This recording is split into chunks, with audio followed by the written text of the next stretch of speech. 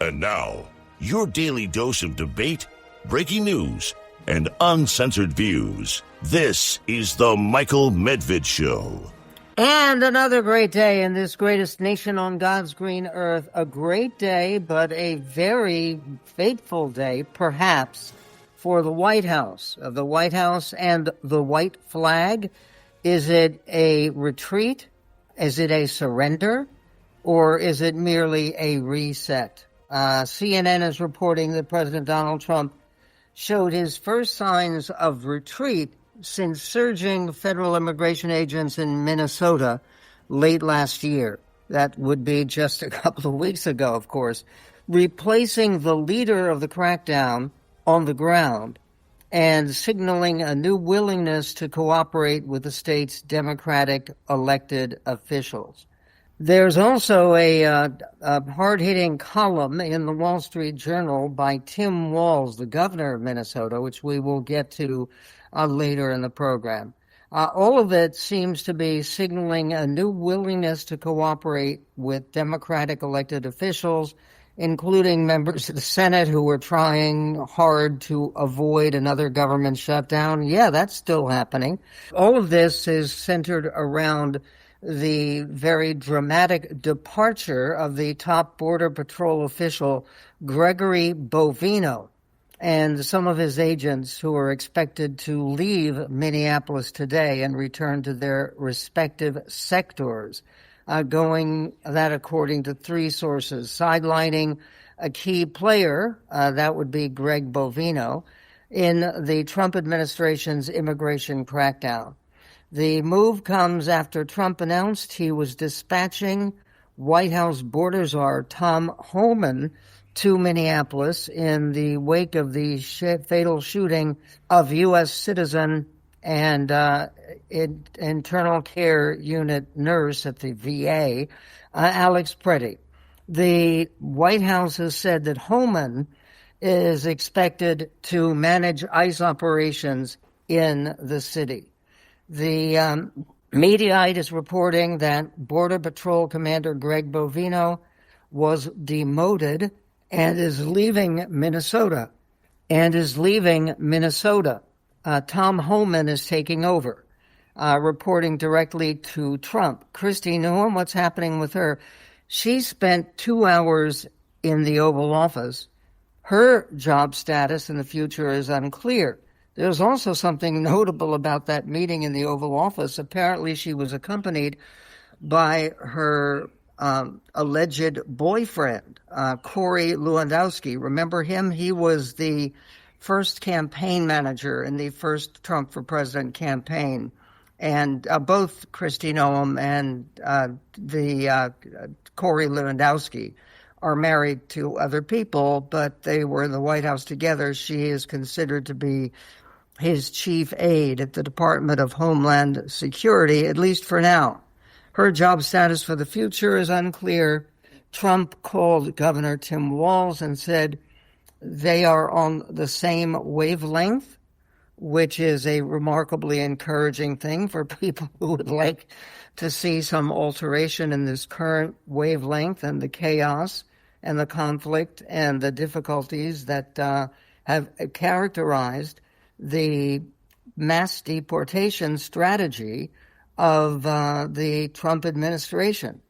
A partial government shutdown looms on Friday. That's this Friday, a couple of days from now.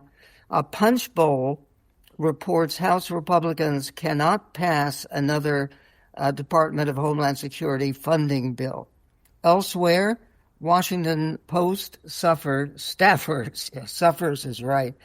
But these staffers are pleading for Jeff Bezos to intervene as layoffs approach. And Barry Weiss announced new CBS contributors. We will get to that. The Politico playbook framed Kristi Noem sidelining as nothing short of a public humiliation. Greg Bovino, whose military-style coat and combative press conferences became the visual signature of the Minnesota operation, was stripped of his, quote, commander-at-large title. The Atlantic's Nick Miroff reported that Bovino will return to his former post in El Centro, California, where he's expected to retire. And meanwhile, what's happening next with what you're talking about Kristi Noem? We will find out. We'll also be speaking later today with syndicated columnist and podcaster Ruben Navarrette, the proprietor of the Ruben in the Center TV and radio offering. We will be speaking to him. And by the way, remember to subscribe to our YouTube channel, Michael Medved Official, where the upcoming interview with Ruben Navarrette and other interviews that we do on the show quite regularly, that will be listed and will be featured. Meanwhile, there is more breaking news.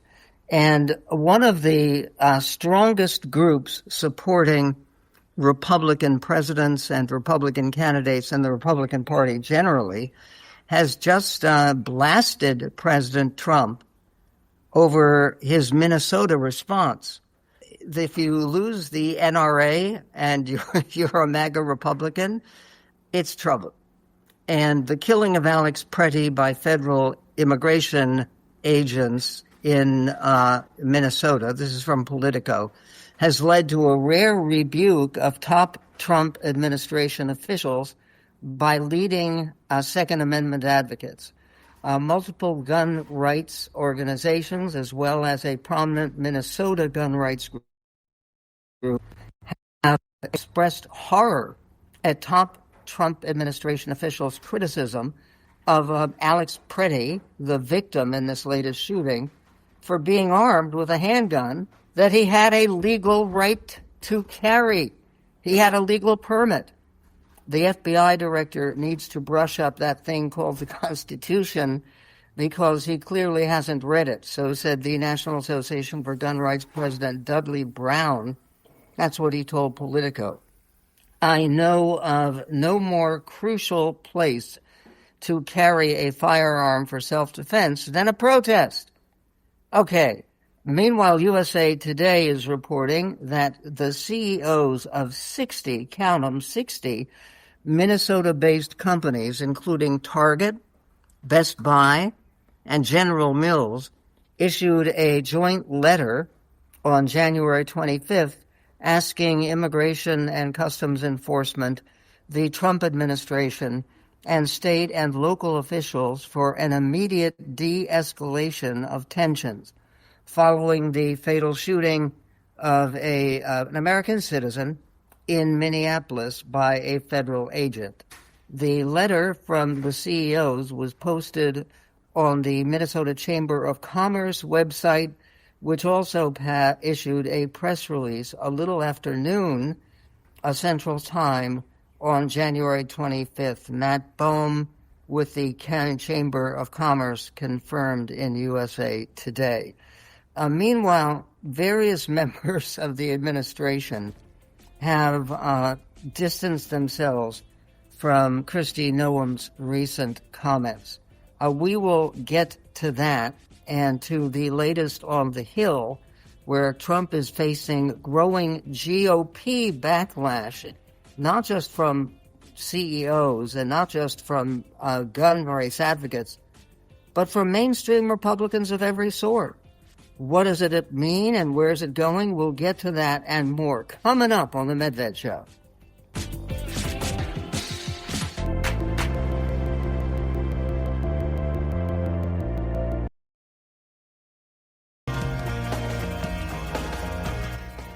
And what a pleasure it is to welcome back to the show my friend Ruben Navarrette, syndicated columnist, a podcaster, the host of Ruben in the Center. You can find all of his work at Navarrette Nation at Substack.com. And that's Navarrette, Navarrette, and Nation. And he does cover the nation. His new piece which is must-read material, is called 10 Things We Learned from the Ice Storm in Minnesota, or damn well should have. Ruben, congratulations on the piece. Congratulations on your insight. You learned some of those factors growing up in the home of a police officer, right? I mean, your dad was a cop in San Diego for how many years? Yeah. So, Michael, good to be with you again, my friend. Always great to be with you. My father was a law enforcement officer, a career he loved and really struggled to have and struggled to obtain. He was on the job for 37 years before he retired. He spent 22 years in retirement, and he did it all in Central California, where we're from, native Central Californians. And interestingly, Michael, my father passed away. I don't know if you know this, but he passed away about 6 weeks ago. And it's interesting that was kind of overlaid with so much of what's been happening with ICE raids and the like. Here's why. My dad loved policing, and my dad practiced policing the way that a lot of men and women do practice policing every day in America, with rules and guidance and standards and training. Imagine that. And so none of that seems to be at play with what ICE is doing in Minnesota and elsewhere. And so it was kind of poignant how those things came together. Yeah, now there's a lot going on right now with Greg Bovino, not to be confused with Bongino, and not to be confused with Kristi Noem. But what is different about the ICE problem that we have right now and the series of disasters involving ICE that wouldn't happen with normal cops? Well, I think the start of it, you have to go back to the quota aspect of it, and first the hiring quota. The fact that the big, beautiful bill provided something like $75 billion for ICE and Department of Homeland Security. And they said right away, we're going to hire 10,000 officers, and we're going to hire 10,000 new ICE agents. We're going to make an agency that is already big, even bigger, 2-3 times the size of the FBI. But we want to do it in a hurry. So in order to do it in a hurry, Michael, we're going to take our 13 weeks of training and trim it down to 6 weeks of training. We're going to lower our qualifications and standards and say you could be of any age and not have to pass tests, criminal, drug, or other tests. And so you end up with this. You end up with this mess where people are on the ground in a place like Minnesota, Michael, untrained, pushed to meet a hiring quota, and they're going after another quota, a quota set by Stephen Miller. Hey, get me 3,000 arrests every day, could you? 3,000 arrests per day so I can get 1 million over the course of a year. And that's why they've gone beyond the jails, and they're grabbing people at hospitals, schools, and check-in courthouses and the like, because they're under pressure. So it's really those two quotas, Michael, that really perverted and corrupted the law enforcement operation in ICE, with ICE. Can you think of any other law enforcement operation in American history where we've had that idea of a quota? We have to arrest regardless of who they are and what they're doing and what their background is. We've got to arrest and deport 3,000 people a day. It happens at the local level in minor ways. For instance, there are cases you can read about of having like a contest among beat cops at a given station, maybe in Seattle, maybe in San Diego. How many tickets can you write in your 8-hour shift? And the winner might get a gift card or something. It happens. It's almost comical. It happens. The reason it's important, Michael, is because when you do that, you take the officer's discretion and you throw it out the window. All of a sudden, everybody looks like an offender. If you're going 2 miles over the limit, they're going to give you a ticket, Michael. Don't take it personally. It's because they have that quota to fill and they want to get it done. So when you have a quota in place, like this 3,000 arrests per day quota that exists today, well, it lowers the standards. It means everybody's good to go. And suddenly they're taking people who have green cards. They're taking people who have cases asylum cases still pending. They've detained U.S. citizens. Some they've let go. Some they've kept for as long as a month. And then get this, Michael, they're also cheating. They're cheating because they're counting self-deportations.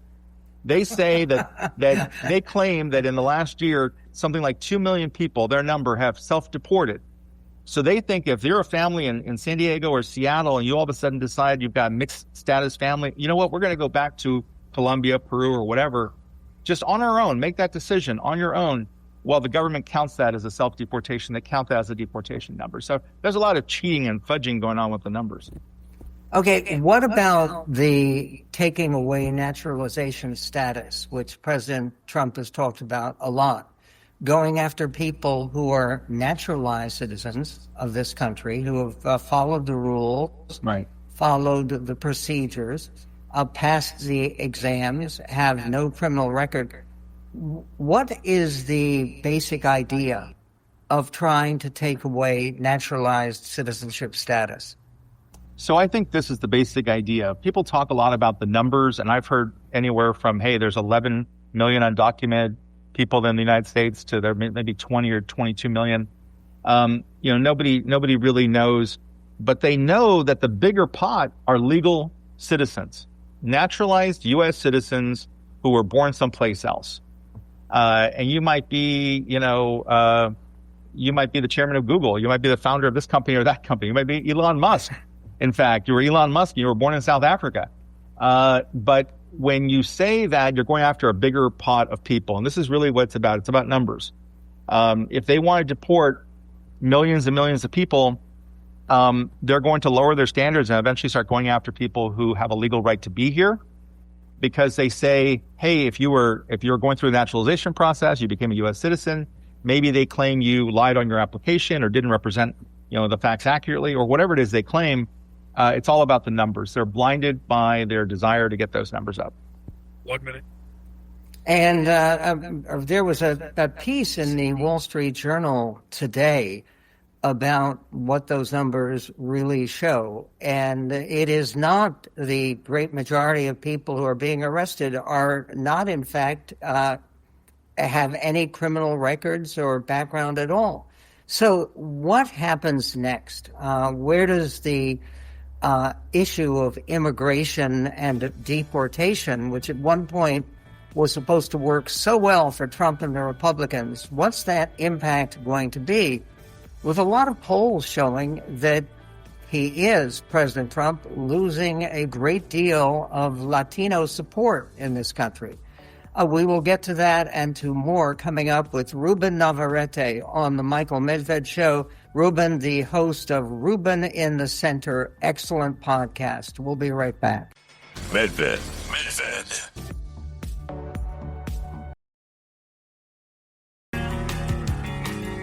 And on the Michael Medved Show, with so much of the country focused on this issue of deportation, because it's not an issue of immigration anymore. I mean, it certainly isn't an issue of immigration when you're talking about wanting to go after people who followed the rules and actually went through a naturalization process and get them to leave the naturalization process and leave the country. What is going on and where do we go from here? And what's the political impact of this entire fiasco? We're talking with Ruben Navarrette. Ruben is a syndicated columnist and a podcaster, the host of Ruben in the Center. You can find his latest material not just at michaelmedved.com or at medvedofficial.com. You can find Ruben at Navarrete Nation at substack.com.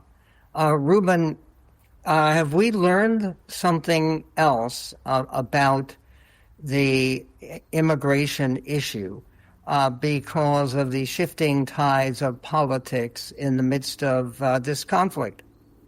Yes, I think what we've learned, Michael, is, God bless this country. We are a people as Americans who understand fairness and common sense. And we understand that if you are a criminal, undocumented immigrant with a warrant, has your name on it, you've committed a crime, they know where you live, then you're going to be escorted out of the neighborhood outside of the country. And that's fine. That's completely legitimate. That's a lot different than what's going on now, where people pop out of trucks at the Home Depot, Border Patrol agents, and just grab people at will. You saw a Republican who was a candidate for Senate in Minnesota, who ultimately decided not to run as a lawyer, decided not to run. And he said that one of the reasons is he couldn't justify to his daughters how it is that we profile Asians and Latinos. So he's centering on the fact that so much of the operation in Minnesota has been targeted racial profiling on Latinos and Asians. Here's the point. If you play by the rules, you don't get to change the rules later and say, well, we're changing the rules now. We appreciate that you stood in line, you paid your fee, you went through the asylum process. If you go apply through the asylum process, or you become a U.S. naturalized citizen, or you have an H-1B visa, okay, you're a foreigner. You were born someplace else. You may look different. You may have a different language, but you played by the rules to get here. We're supposed to welcome you in. Donald Trump and his administration have changed that, because here's the ugly truth. This is very much anti-foreigner. This administration's policy toward immigration doesn't so much care whether you have a green card or don't have a green card, if you're a citizen or not a citizen. They see skin color, they see foreign, and I always tell people, if you want to understand our immigration system, don't study law, study history, study U.S. history, and see what they said about the Germans, the Italians, the Irish, the Jews. They always say that the people who are coming are somehow inferior to the people who are already here, because at the end of the day, Michael, it's an ugly truth, but true nonetheless. We are a country of immigrants that has never liked immigrants. And which is an amazing and important aspect of American history to understand.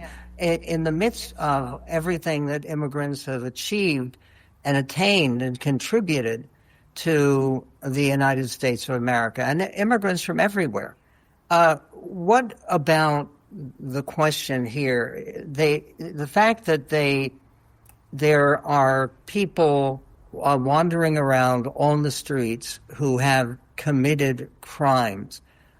Why wouldn't it be enough to just focus literally on those people? And why haven't we done that? Why haven't either Republicans or Democrats said, no, we're going to really mean at this time, we're going after the worst of the worst, people with criminal records. Now all of the numbers show that the overwhelming majority of the people that they're picking up, yes, and not just at the Home Depot parking lot, but at schools and churches and workplaces.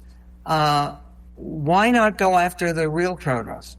They have no criminal records. You're right. You've seen the same statistics I have. Somewhere between 70 and 90% of the people who are picked up have no criminal record whatsoever. The answer to your question, why not go after the real criminals, it kind of dovetails into this discussion about the jails and the fact that the administration is trying to twist this and spin the language to suggest that somehow Minnesota brought this onto themselves because they have a, quote, sanctuary policy, and they won't let ICE near the jails. Well, the problem is you could take all the undocumented immigrants out of the jails. You could take all the people who have existing warrants with their names on it. The numbers wouldn't add up. You can't get to 1 million people a year that way. That's just not how you get there. You're going to have to bend the rules, break the rules, throw out the rules to get to that million number. You cannot make it on 3,000 people a day is an enormous amount of people. And that's why eventually you have to start getting into what we consider sacred territory, which are people who came to the country legally. They were naturalized. They have asylum cases pending, whatever it is. They're on an H-1B visa, but they're still foreigners and they're good to go in terms of this administration. It's striking, but it's all about the numbers, Michael. Okay, what about the sanctuary city idea? And of course, Minnesota was a sanctuary state. The Minneapolis is a sanctuary city. Is it true that sanctuary cities have higher crime rates because they have welcomed undocumented immigrants? That's not true. We know that. You and I have spoken about that before on this show. The FBI statistics show consistently that in cities with lots of immigrants, you have lower crime rates than you do with native born. We have a native born crime problem, not a immigrant crime problem. But the whole idea of sanctuary, Michael, is a myth. It's always been a myth. I've been writing about this for over 25, 30 years. And here's why it's a myth. Guess what? Minneapolis, Minnesota is a sanctuary city. Has that stopped the federal government from going in there, apprehending people, now literally killing U.S. citizens in Minnesota? The answer is no. If there's a sanctuary, it's made out of cotton candy. It's not something that holds up.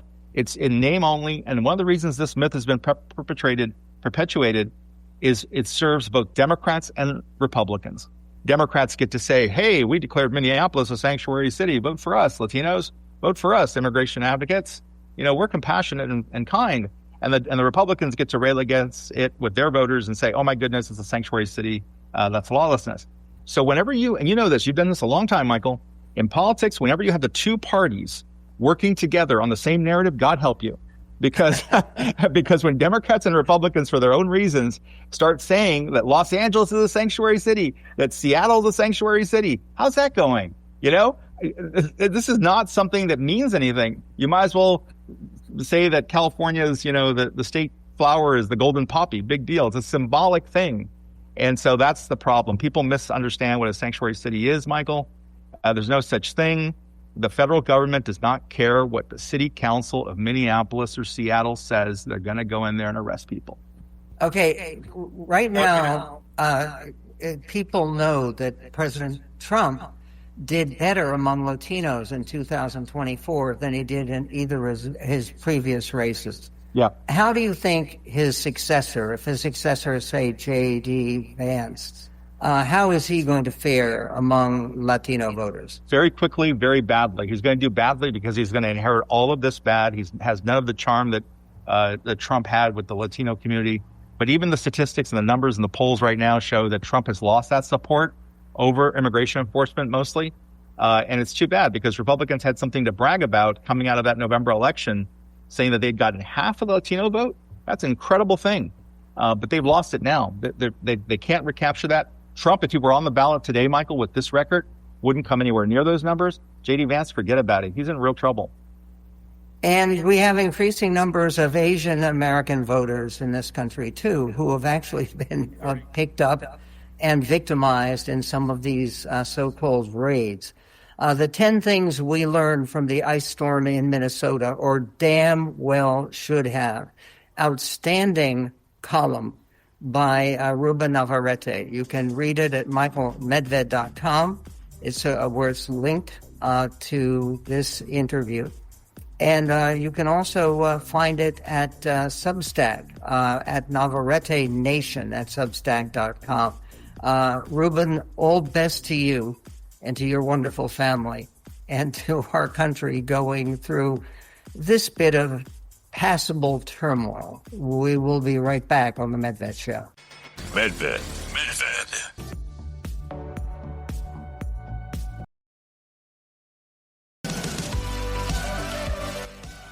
And on the Michael Medved Show, one thing about the Secretary of Treasury, Scott Bessent, is he is a little bit more coherent when he speaks in public, especially when he speaks to an international group like the group in Davos.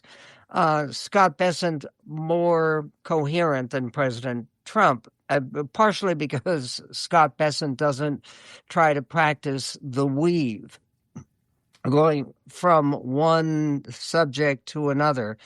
But he did say something that seems extraordinarily inaccurate and bizarrely wrong.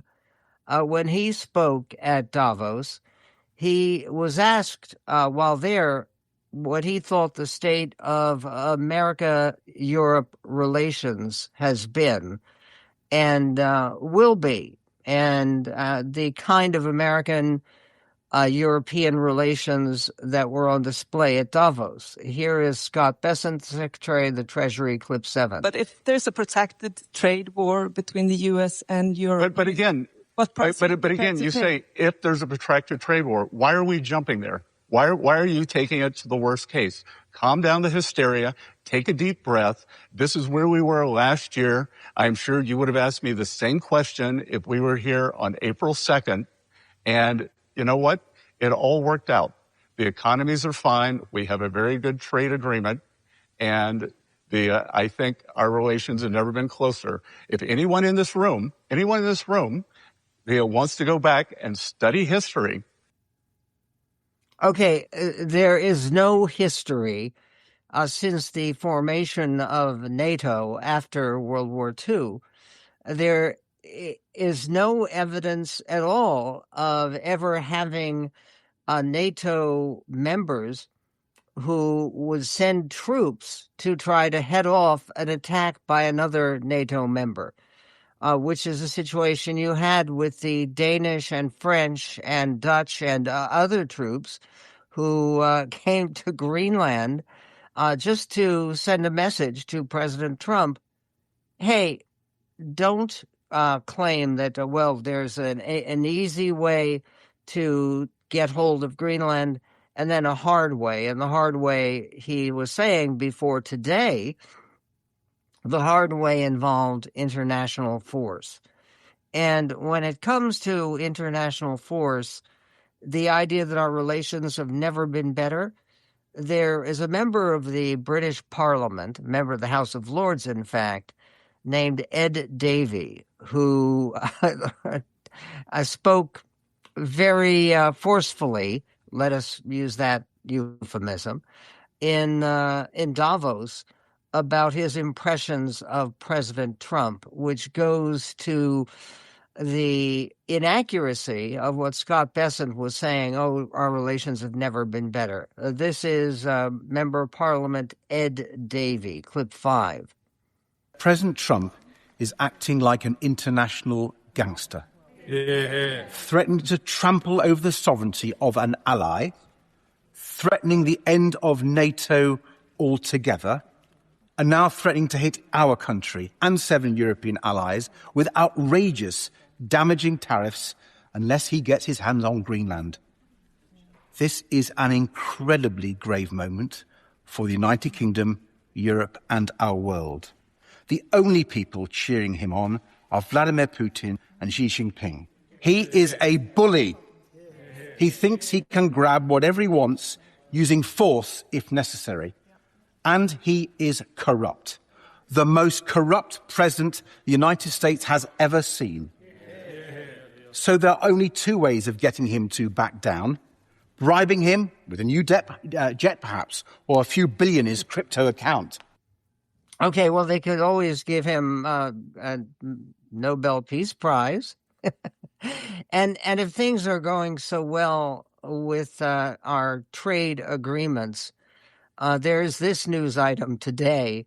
French President Emmanuel Macron has been pushing to activate what is commonly referred to as a trade bazooka in response to Trump's recent threat to impose an additional 10% tariff on European countries unless they support a deal handing control of Greenland to the United States. The anti-coercion mechanism is a powerful instrument, and we should not hesitate to deploy it in today's tough environment. So said Emmanuel Macron at the World Economic Forum at Davos yesterday. Okay, so it looks like in this case the French are not surrendering. And speaking of surrendering, President Trump, on his way to Davos, actually had an interchange with Katie Pavlich of News Nation. And she asked him a general question about his plans for Congress and his agenda in the year ahead. And listen to how this got answered. Clip 6. What is your goal for Congress in terms of getting your agenda through? What is on the agenda? What expectations do you have for Congress? Well, one of the things I'd like to do, we pass so many executive orders. I have great executive orders that are really common sense and good and like water coming out of a sink. The water wouldn't come out. They had all sorts of ridiculous restrictions. I took all of that off. Coming out of the shower head, you'd stand under a shower, there's no water coming out. So I passed so many things like that. Straws, they don't have to be paper anymore. They don't have to melt in your mouth. So I passed so many different things like that, and much more important things, but like that. They're important, the quality of life. And I'd like to have all of that confirmed by Congress if we can. Okay. Meanwhile, he is not talking about, when he's talking about water and straws, and then goes forward to talk about basically blowing up NATO and possible nuclear war in order to seize Greenland, which is still on the table. I hope it's not, actually. But all of this is very bizarre and needs to be placed in a context. There was a lengthy opinion column by James Kirchick in the New York Times. And he was commenting about how J.D. Vance said that he was not concerned about the deteriorating relationship with Denmark because Denmark had never been a good ally for the United States. And Kirchick writes in the New York Times, Mr. Vance is correct in saying that Denmark is not a good ally because it's a great ally. Relative to the size of its economy, Denmark is the most generous donor to Ukraine's military defense. In the war in Afghanistan, launched in support of the United States after it was attacked on September 11th, Denmark suffered more fatalities per capita than any other NATO ally, apart from the United States itself. It was one of only a few NATO members and the only Nordic nation to join the United States in the initial invasion of Iraq. More than any other country on the continent, Denmark has been far-sighted and courageous. In 2006, after a Danish newspaper published a series of cartoons depicting the Prophet Muhammad, an angry mob set the Danish embassy in Damascus on fire, and violent attacks were carried out against Danish diplomatic outposts in Beirut, Tehran, and Islamabad.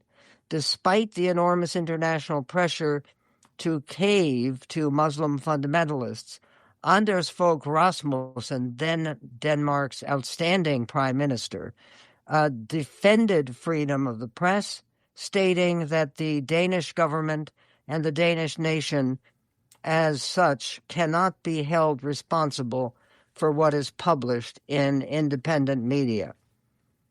As David Leonhardt argued last year in the Times, Denmark's combination of restrictive immigration and stringent integration measures supported by a whole wide consensus of the Danish electorate has damped support for the far right and may prove to be a model to save Western social democracy.